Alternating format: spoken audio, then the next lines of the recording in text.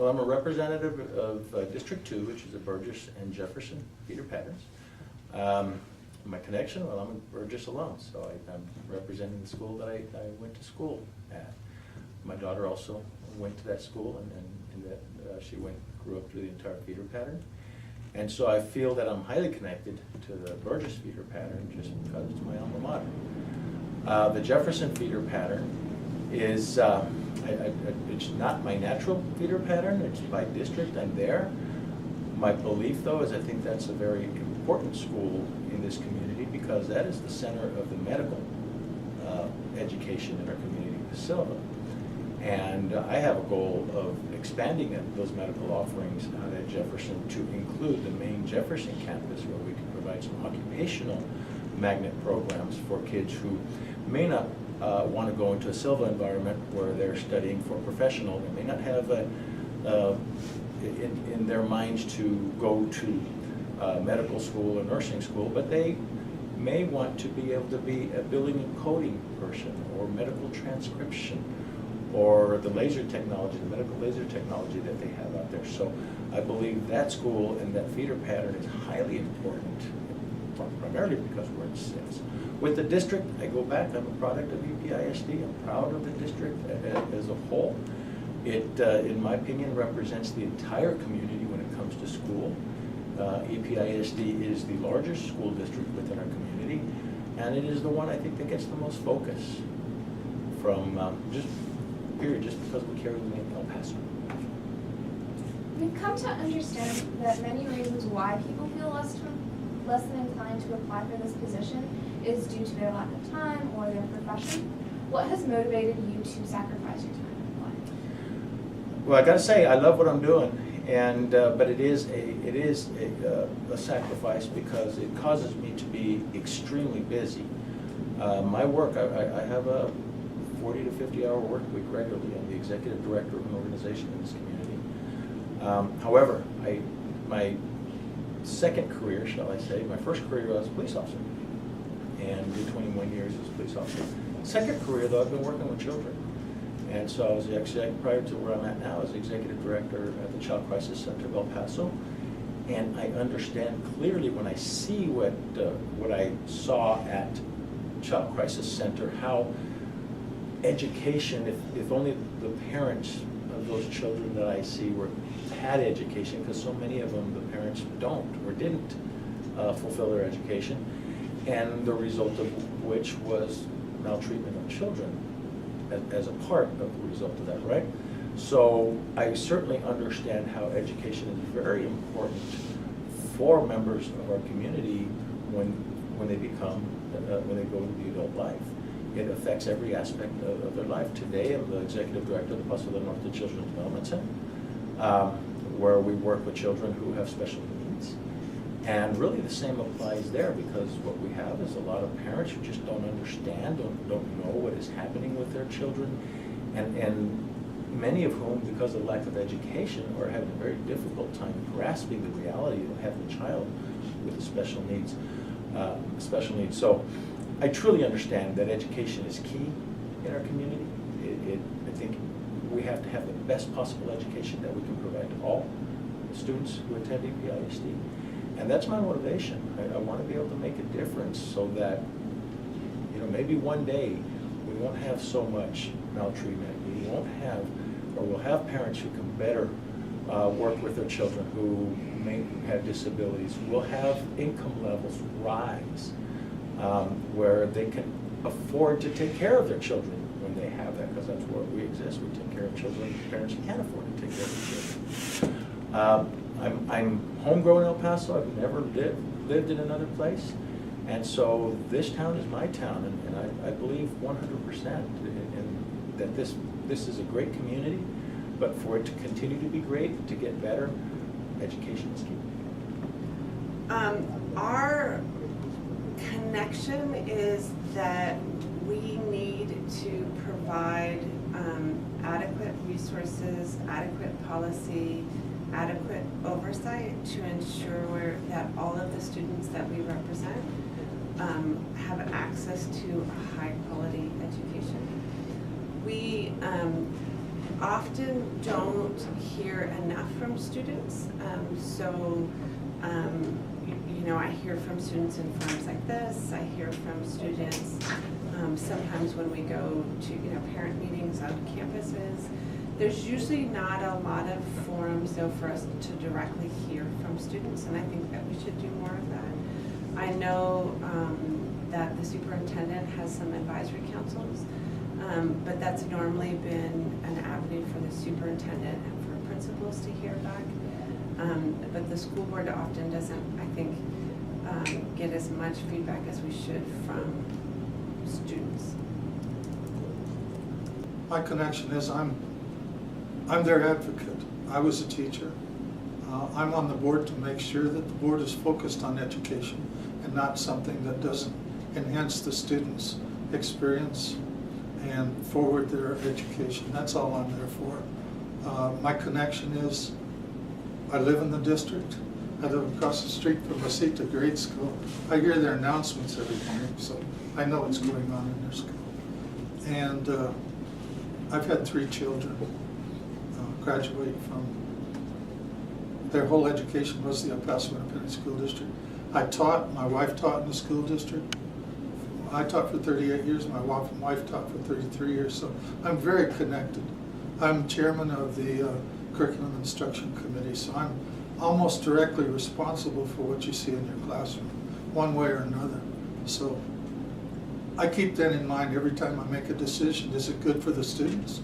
Is it good for the teachers? Good for the administration? And then one of the most important questions, can we afford it?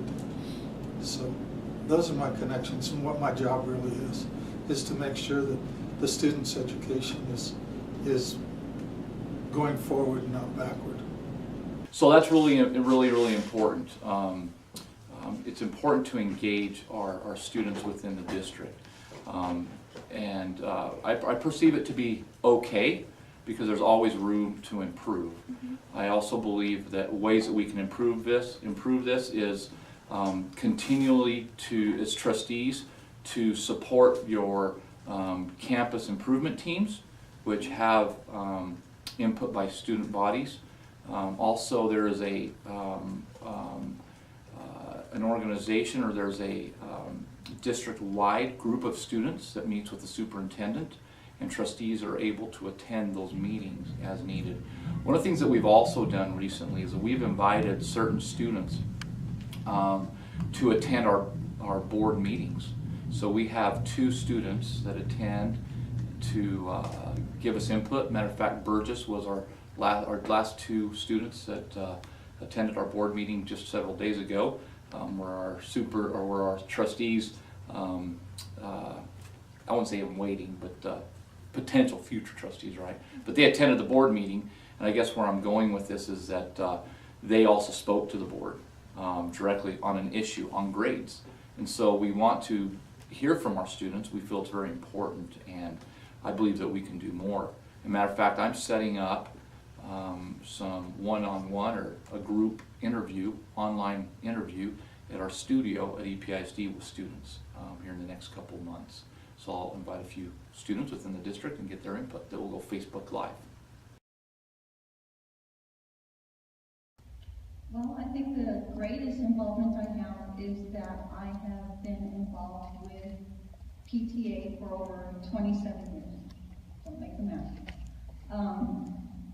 And with that, I've had the unique perspective of being able to see what impacts every decision that the board makes, and that even the superintendent and his cabinet and all the administration makes, how it affects our kids, how it affects our teachers, and then as a whole, how it goes out and affects our community. I have been very blessed to be able to, again, work with the PTA. I work as a local unit. I am a Moorhead Middle School PTA president. I am the area rep for Coronado Franklin area. So again, I have that unique perspective of being able to see how every decision comes back and impacts everybody. And even though it may be a slow trickle down, every decision that's made by the board, by the by teachers, by principals, comes back to our kids, and that ultimately comes back home to us, because you're dealing with the greatest asset we all have, and that's our kids. That's a good question. I appreciate that. So, my connection is very simple. I have two beautiful children whom I love very much that attend Putnam Elementary in the dual language program. So this role of a trustee is extremely important to me, because this, not only am I worried about the kids of El Paso, but I'm worried about my own children, and nothing in the world matters more to me than making sure that my children get a world-class education that's going to prepare them for the 21st century economy that we're looking at. Other connections, as I said in my bio, I'm glad to, I'm happy to serve on the PTA board for Putnam Elementary. Find a lot of joy and satisfaction in that. As far as the El Paso community in general, I didn't grow up in El Paso. I was born in Mexico, and I grew up mostly in rural Minnesota. However, I came here after I graduated college. I didn't plan on staying here for very long, but El Paso really kind of sucked me in, and I love El Paso. I love this community. I've chosen to raise my children here. My children have been born here, and I'm a future lifelong El Pasoan. My family's first connection to El Paso came during the Mexican Revolution, when they were essentially refugees from Mexico. And at the time, El Paso was fantastic with the refugees, and they really accepted the refugees in. And my family has ever since then been extremely grateful to the community of El Paso. Well, I think one of the neat things that teachers do and administrators do around the district is they have meetings at different schools, and I guess they call it coffee with the principal at this point. But along with that, have a meeting in the district where you can get feedback from any parents, teachers, administrators that want to show up and give you feedback. But I think it's important to, again, be involved in whatever endeavor you're in. So being involved in the school district means that you're at the different functions, that you're, again, supporting EPISD and all of its students in all of the activities, many activities that they do. This last Friday, one of the highlights when I was initially on the board was to meet and spend a little bit of time with the Teachers of the Year. And last Friday at our Downtown Lions meeting, we had the Teacher of the Year from Henderson Middle School. And one of the things that I got to learn and was extremely impressed with is that he's introduced chess at Henderson Middle School, and now has multiple state championships and a couple national championships, which I don't think a lot of people in the district know about. And I think those are the things that don't get talked about enough. We get to hear about the bus that gets shot in the window, as it's driving to school, and we get to hear about some of the different things that are always going to happen in a big organization, but we don't get to hear about the positive things that our students and teachers and administrators are doing throughout this district on a daily basis.